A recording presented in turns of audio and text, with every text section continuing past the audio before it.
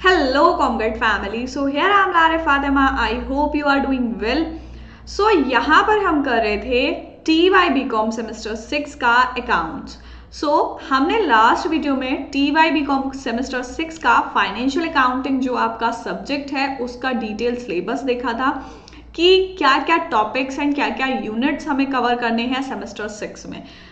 If you are student of Mumbai university of TY BCom semester 6 then this video is for you. एंड यहाँ से जो है हम स्टार्ट करने वाले हैं TY BCom सेमेस्टर 6 का accounts. This is the first video of your syllabus and यहाँ पर आज की वीडियो में हम कवर करने वाले हैं accounting standard 14 amalgamation absorption and external reconstruction. जो आपकी फर्स्ट यूनिट है देन उसमें आपका ये टॉपिक गिवन है कि फर्स्ट यूनिट में आपको amalgamation absorption and external reconstruction करना है। लास्ट वीडियो में मैंने डिटेल सिलेबस बताया था, उसमें सारे टॉपिक्स आपको बताए थे कितनी यूनिट्स हैं एंड क्या क्या टॉपिक्स हैं। आज की वीडियो में कवर करने वाले हैं introduction, accounting standard 14 issued by institute of chartered accountant of India and types of amalgamation, कितने टाइप्स का होता है, distinction between nature of merger and purchase. जो दो टाइप से अमेलगमेशन होता है, in the nature of merger and in the nature of purchase, उन दोनों में डिफरेंस देखने वाले हैं। ये आपकी जो है अकाउंट्स की फर्स्ट वीडियो है अमेलगमेशन की। चलिए स्टार्ट करते हैं एंड देखते हैं इंट्रोडक्शन से कि अमेलगमेशन क्या होता है। Amalgamation a merger of two or more companies into a single entity is known as amalgamation। Simple सी चीज है, amalgamation का मतलब क्या है यहाँ पर कि दो या दो से ज्यादा कंपनी जब मिल जाती हैं, मर्ज हो जाती हैं एंड एक सिंगल एंटिटी बन जाती हैं, देन हम उसको बोलते हैं अमेलगमेशन। जैसे अगर हम यहाँ पर एग्जाम्पल लें कि एक कंपनी ए है, ठीक है, एंड एक कंपनी बी है, ठीक, ये दो कंपनी यहां पर गिवन है एंड अब ये दोनों कंपनी मिल जाती है, मर्ज हो जाती है एंड एक न्यू कंपनी बनाती है, कंपनी सी, ठीक है। यहां पर क्या हुआ, कंपनी ए एंड बी मर्ज हो गई एंड उन्होंने सिंगल एंटिटी, न्यू एंटिटी बनाई सी, ठीक है। उसको हम बोलेंगे amalgamation. The asset and liabilities of the merging company become part of merged company in an amalgamation। देखो यहाँ पर merging company कौन सी है, A and B, ठीक है, and the merged company is C। क्या बोला है कि asset liability जो होंगे merging companies के, it means कि कंपनी ए के जो भी एसेट्स एंड लायबिलिटीज होंगी एंड कंपनी बी की जो भी एसेट्स एंड लायबिलिटी होंगी वो सारा किसका पार्ट बन जाएंगी, सी का पार्ट बन जाएंगी, जो भी एसेट एंड लायबिलिटी सी के माने जाएंगे, ठीक है। अमेलगमेशन में क्या होता है, जब कोई दो कंपनी मिलती है देन उनके एसेट एंड लायबिलिटीज भी कंपनी सी की यानी कि न्यू कंपनी जो न्यू एंटिटी बनेगी उसकी हो जाएगी, ठीक है। देन हम देखेंगे ट्रांसफरर एंड ट्रांसफरी कंपनी की। ट्रांसफरर कौन सी होती है, ट्रांसफरी कौन सी होती है। The transferor company is the company that transfer its asset liability and reserve to another company. अब देखो ट्रांसफरर का मतलब यहां पर यह है कि जो कंपनी अपनी एसेट लायबिलिटीज या रिजर्व ट्रांसफर कर रही है किसी दूसरी कंपनी को। यहां पर ए ट्रांसफर कर रही है सी को, है ना, एंड बी ट्रांसफर कर रही है सी को। जो दोनों कंपनीज ट्रांसफर कर रही हैं वो क्या हो जाएंगी, ट्रांसफरर कंपनी हो जाएंगी। And the transferee company is the company into विच, जिसमें वो एसेट एंड लायबिलिटी या जो भी ट्रांसफरर कंपनी दे रही है वो सारी चीजें अमेलगमेट हो रही हैं। यहां पर ट्रांसफरी कंपनी कौन सी होगी, सी कंपनी हो जाएगी, ठीक है। Into which the transfer company is amalgamate. Transferee company उसको बोलते हैं जिसमें ट्रांसफरर कंपनी अमेलगमेट होती है। और the company that acquires the asset, liabilities and reserve of the transferor company. Transferor company के जो भी एसेट, लायबिलिटीज एंड रिजर्व होंगे उनको एक्वायर करेगी जो कंपनी, उसको हम ट्रांसफरी कंपनी बोलते हैं, ठीक है। ट्रांसफरर एंड ट्रांसफरी में डिफरेंस पता लग गया। अमेलगमेशन क्या होता है, दो कंपनी मर्ज होती हैं एंड न्यू एंटिटी बनाती हैं या किसी एग्जिस्टिंग कंपनी में मर्ज हो जाती हैं जाके। अब उन दोनों की जो ए और बी कंपनी है उन दोनों का एसेट लायबिलिटीज, अब किसका एसेट लायबिलिटीज बन जाएगा, कंपनी सी का, ठीक है। देन हम नेक्स्ट देखेंगे absorption and external reconstruction. Absorption क्या होता है? अब अमेलगमेशन पढ़ लिया, एब्जॉर्प्शन और अमेलगमेशन में डिफरेंस देखिए। Absorption is a type of amalgamation. Absorption हम कह सकते हैं कि अमेलगमेशन का एक टाइप है जिसमें क्या होता है, one company absorb another and the absorbed company goes out of business. यहां पर क्या होगा, कोई भी एक कंपनी है वो किसी दूसरी कंपनी को एब्जॉर्व कर लेगी एंड जो एब्जॉर्व कंपनी होगी वो क्या करेगी, बिजनेस से खत्म हो जाएगी। The absorb company share holder receive share in the absorbing company. अब जैसे यहां पर हम एग्जांपल लेते हैं कि एक कंपनी है ए एंड एक कंपनी थी बी, ठीक है। सो ये ए कंपनी जो है ये काफी बड़ी कंपनी थी एंड बी कंपनी जो थी वो छोटी थी। सो बी कंपनी को ए ने क्या किया, एब्जॉर्व कर लिया, एक्वायर कर लिया अपने अंदर। एंड अब जो बी कंपनी है उसके जो शेयर होल्डर्स थे उनको क्या करेंगे, जब बी को एब्जॉर्व कर लिया सो उसके शेयर होल्डर्स को ए कंपनी में शेयर्स दे दिए जाएंगे, ठीक है। सो यहां पर एब्जॉर्विंग कंपनी कौन सी हुई, ए कंपनी हुई एंड एब्जॉर्ब्ड कंपनी जो होगी वो बी होगी। बी को ए ने एब्जॉर्व कर लिया एंड उसके जो भी शेयर होल्डर हैं उनके जितने शेयर थे वो उनको ए कंपनी में दे दिए गए, ठीक है। सो ये होता है हमारा एब्जॉर्प्शन। देन है एक्सटर्नल रिकंस्ट्रक्शन। एक्सटर्नल रिकंस्ट्रक्शन क्या होता है, sale of existing companies business to a new company formed for the purpose. अब देखो एक्सटर्नल रिकंस्ट्रक्शन में ये बोला गया है कि जो एग्जिस्टिंग कंपनी है, जो पहले से कंपनी चल रही थी, उसको क्या किया, बेच दिया एक तरीके से किसी नई कंपनी को, ठीक है। The liquidation of one company and the formation of new one. Liquidation के बारे में भी हम आगे डिटेल पढ़ने वाले हैं। एंड यहां पर बोला है लिक्विडेट कर दी कंपनी, एक तरीके से बंद कर दी जो एग्जिस्टिंग कंपनी थी एंड उससे एक न्यू कंपनी बना ली। जैसे यहां पर अगर हम मान लेते हैं एक कंपनी है, ठीक है, सी लिमिटेड हमारी कंपनी है एंड इसको जो है अगर इस कंपनी ने एक्सटर्नल रिकंस्ट्रक्शन किया है देन इस पूरी कंपनी को बंद कर कर वो क्या करेंगे, एक नई कंपनी खोलेंगे, डी कंपनी, ठीक है। अब ये डी कंपनी क्या हुई, ये एक नई कंपनी बन गई एंड सी कंपनी जो थी वो पुरानी थी। अब पुरानी वाली को लिक्विडेट करके बंद करके उन्होंने एक नई कंपनी फॉर्म की, उसको हम बोलते हैं एक्सटर्नल रिकंस्ट्रक्शन, ठीक है। इंटरनल रिकंस्ट्रक्शन, एक्सटर्नल क्या होता है, पूरा बाहर से चेंज कर दिया, ठीक है। इंटरनल रिकंस्ट्रक्शन हो जाएगा कि कंपनी के अंदर की जो चीजें थी वो चेंज की गई हैं। The liquidated company is known as vendor company. Liquidated company जो होगी उसको हम बोलेंगे vendor company, while the new company is known as purchasing company. जो कंपनी लिक्विडेट हो रही है, जैसे यहां पर सी कंपनी लिक्विडेट हो रही है, सो सी को हम बोलेंगे वेंडर कंपनी। एंड यहां पर न्यू कंपनी कौन सी बन रही है, डी बन रही है, so D is the purchasing company. तीनों में डिफरेंस अच्छे से समझ लीजिए। अमेलगमेशन क्या होता है, जब दो कंपनी मर्ज होती हैं एंड नई कंपनी बनाती हैं, या दो कंपनी मर्ज होती है किसी एग्जिस्टिंग कंपनी में, वो हो गया हमारा अमेलगमेशन। एब्जॉर्प्शन क्या होगा, जिसमें कोई एक कंपनी किसी दूसरी कंपनी को एब्जॉर्ब कर लेती है, उसको हम बोलते हैं एब्जॉर्प्शन। एक्सटर्नल रिकंस्ट्रक्शन की पुरानी वाली को बंद करके एक नई कंपनी बना ली। तीनों में डिफरेंस हो गया। देन हम देखेंगे accounting standard 14 issued by institute of chartered accountant of India. Accounting standard 14 provide guidance on accounting treatment of amalgamation such as accounting methods, disclosure, financial statement for each type of amalgamation. Accounting standard जो है वो आपका amalgamation से related है and जो institute of chartered accountant of India ने जो accounting standard 14 दिया है उसमें क्या क्या चीजें गिवन हैं, आपको प्रोवाइड की जाती है गाइडेंस। किस चीज से रिलेटेड गाइडेंस प्रोवाइड की जाती है, अकाउंटिंग ट्रीटमेंट कैसे होगा अमेलगमेशन का।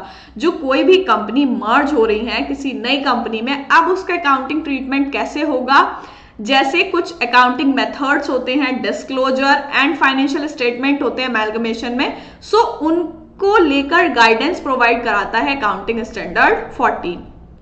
It established the principles for determining the accounting policies, disclosure and financial statement for amalgamation। और जो भी प्रिंसिपल बनते हैं अकाउंटिंग पॉलिसीज, डिस्क्लोजर या फाइनेंशियल स्टेटमेंट से रिलेटेड, वो सारे कहाँ होते हैं, अकाउंटिंग स्टैंडर्ड 14 में। सो अकाउंटिंग स्टैंडर्ड 14 जो है वो आपका अमेलगमेशन से रिलेटेड है। अमेलगमेशन में जो है क्या क्या अकाउंटिंग ट्रीटमेंट होगा, कैसे होगा, वो सारा गाइडेंस प्रोवाइड होता है अकाउंटिंग स्टैंडर्ड 14 में। देन नेक्स्ट हम देखेंगे टाइप्स ऑफ अमेलगमेशन। कितने टाइप का अमेलगमेशन होता है, अभी जैसे हमने 2 टाइप देखे यहाँ पर, in the nature of merger and in the nature of purchase. So ये 2 मेथड आपके अमेलगमेशन में गिवन है। एंड सबसे पहले हम मर्जर के बारे में देखेंगे। कुछ 5 पॉइंट्स आपके गिवन हैं, ठीक है। यहाँ पर आपको जो न्यूमेरिकल क्वेश्चंस देखने को मिलेंगे वो इन द नेचर ऑफ परचेज, जो परचेज मेथड है उससे आपको प्रैक्टिकल क्वेश्चंस करने हैं। देन देख लेते हैं पहले मर्जर के बारे में। All asset liabilities of the transferor company become asset liabilities of the transferee company. So यहाँ पर अभी हमने अमेलगमेशन में देखा, जैसे एग्जाम्पल लेते हैं कि ए और बी जो थी वो दोनों मर्ज हो रही हैं एंड सी में मर्ज हो रही हैं, ठीक है। सो यहाँ पर ए का और जो बी का एसेट लायबिलिटीज होंगे वो कहाँ जाएंगे, सी में। सो यहाँ बोला है कि जितने भी सारे एसेट एंड लायबिलिटीज होते हैं ट्रांसफरर कंपनी के, वो सारे जो ट्रांसफरी कंपनी होती है उसके एसेट लायबिलिटीज बन जाते हैं। Then the second point is shareholder holding not less than 90% of the face value of the equity share of the transferor company become equity shareholder of the transferee company by virtue of the amalgamation. So यहाँ पर given है कि जो share holder 90% से less than जिनकी नहीं होती है फेस वैल्यू इक्विटी शेयर्स की, ट्रांसफरर कंपनी के बोला है, वो क्या हो जाते हैं, इक्विटी शेयर होल्डर बन जाते हैं ट्रांसफरी कंपनी के by virtue of amalgamation. Then the third point is the consideration for the amalgamation is discharge only by the issue of equity share in the transferee company. अब देखो consideration क्या होगा amalgamation का, कब discharge होगा, consideration की जो मर्ज हुई है कंपनी उनका क्या कंसिडरेशन है, सो वो कब कंसिडरेशन डिस्चार्ज होगा, जब इशू होंगे इक्विटी शेयर्स ट्रांसफरी कंपनी के। इट मींस कि जो सी कंपनी है हमारी उसमें इक्विटी शेयर्स जब इशू होंगे तब उस जो अमेलगमेशन हुआ है उसका कंसिडरेशन डिस्चार्ज होगा। The business of the transferor company is intended to be carried on in whole or in part by the transferee company. अब जो कंपनी मर्ज हो रही है, जैसे ए और बी कंपनी है हमारी, सो ये क्या है, ट्रांसफरर कंपनी है। सो इसमें बोला है कि अगर वो कैरी ऑन करना चाहती हैं पूरी तरीके से या कुछ पार्ट, देन वो अपना बिजनेस कैरी ऑन कर सकती है मर्ज होने के बाद भी, ठीक है। सो बिजनेस क्या होगा ट्रांसफरर कंपनी का, intended to be carry on in whole, पूरी तरीके से भी कर सकती है एंड कुछ पार्ट भी उसका कर सकती है। सो इट मीन्स कि जो ट्रांसफरर कंपनी है अगर उनका इरादा है कि वो अपने बिजनेस को कैरी ऑन रखना चाहती है पूरी तरीके से या कुछ पार्ट उसका, देन वो रख सकती है। So the last point is no adjustment is intended to be made to the book value of the asset and liabilities of the transferor company. यहाँ पर क्या होगा, कोई भी एडजस्टमेंट नहीं बनाई जाएगी जो बुक वैल्यू है एसेट लायबिलिटीज की उनकी, एक्सेप्ट किसको छोड़कर, ensure uniformity of accounting policies. जो भी अकाउंटिंग पॉलिसीज हैं वो यूनिफॉर्म रहेंगी, उसमें कोई वेरिएंस नहीं आएगा, कोई चेंज नहीं आएगा। जो अकाउंटिंग पॉलिसीज हैं उनको ये इंश्योर किया जाएगा कि वो यूनिफॉर्म रहे। बाकी एसेट लायबिलिटीज की जो है यहाँ पर कोई भी बुक वैल्यू की कोई एडजस्टमेंट नहीं होगी। सो ये था हमारा इन द नेचर ऑफ मर्जर कि अमेलगमेशन जब होता है सो उसमें अगर मर्जर फॉर्म में जब अमेलगमेशन होगा सो उसमें क्या क्या चीजें, यहाँ पर क्या क्या पॉइंट्स गिवन है, वो 5 पॉइंट उसमें आ जाएंगे। So the next point is amalgamation in the nature of purchase. ये 2 मेथड आपके गिवन है। सो इसमें क्या होगा, if amalgamation does not satisfy any one of the 5 condition then it will be regarded as amalgamation in the nature of purchase. अब देखो nature of merger का हमने देख लिया कि नेचर ऑफ मर्जर में क्या क्या पॉइंट होंगे। ये सारे पॉइंट हो जाएंगे हमारे इन द नेचर ऑफ मर्जर के।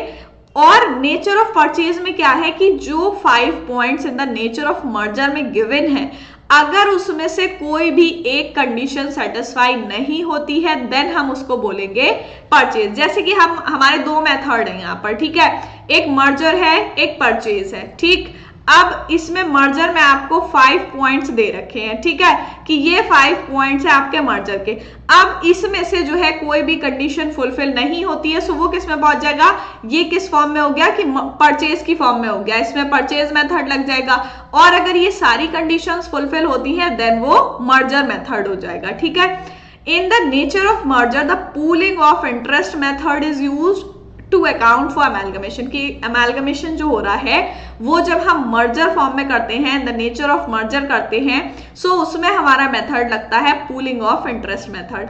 एंड जब हम नेचर ऑफ परचेज में करते हैं सो उसमें हमारा परचेज मेथड लगता है। जो हम आगे न्यूमेरिकल क्वेश्चन करने वाले हैं अमेलगमेशन के, सो उसमें हमारा परचेज मेथड लगेगा, क्योंकि आपके सिलेबस में जो है वो परचेज मेथड है एंड जो प्रैक्टिकल क्वेश्चंस बनेंगे वो सारे आपके परचेज मेथड से बनने हैं। सो हम न्यूमेरिकल क्वेश्चंस भी करने वाले हैं परचेज मेथड से।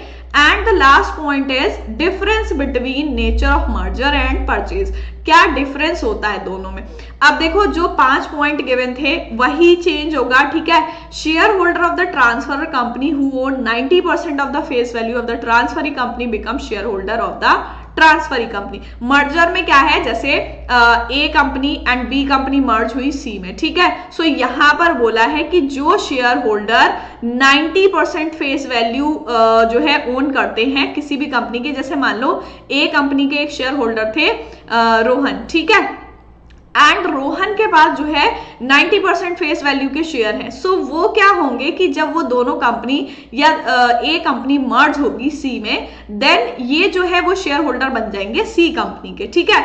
बट परचेज में क्या होता है, ट्रांसफर कंपनी शेयर होल्डर में not become the transferee company share holder. Purchase method में हमारा ये जरूरी नहीं है कि जो ट्रांसफरर कंपनी है उसके शेयर होल्डर ट्रांसफरी कंपनी के भी शेयर होल्डर बने, ठीक है। सो ये फर्स्ट पॉइंट हो जाएगा। And the second point is there is a genuine pooling of the amalgamating companies asset and liabilities. अभी हमने पढ़ा कि कौन सा मेथड इसमें यूज होता है, पोलिंग मेथड। सो इसमें क्या होगा, जब भी अमेलगमेशन होता है सो जो अमेलगमेटिंग कंपनीज के एसेट लायबिलिटीज है उनका एक जेन्युइन पोलिंग होता है। बट जो हमारा परचेज मेथड है इसमें कोई भी पोलिंग नहीं है, क्योंकि इसमें एसेट लायबिलिटीज जो होते हैं वो परचेज मेथड के हिसाब से लगाए जाते हैं। And the third point is share holders interest are also pooled. यहां पर जो शेयर होल्डर्स होते हैं ट्रांसफरर कंपनी के, उनको भी पूल करने का मौका दिया जाता है एंड उनके इंटरेस्ट को रखा जाता है।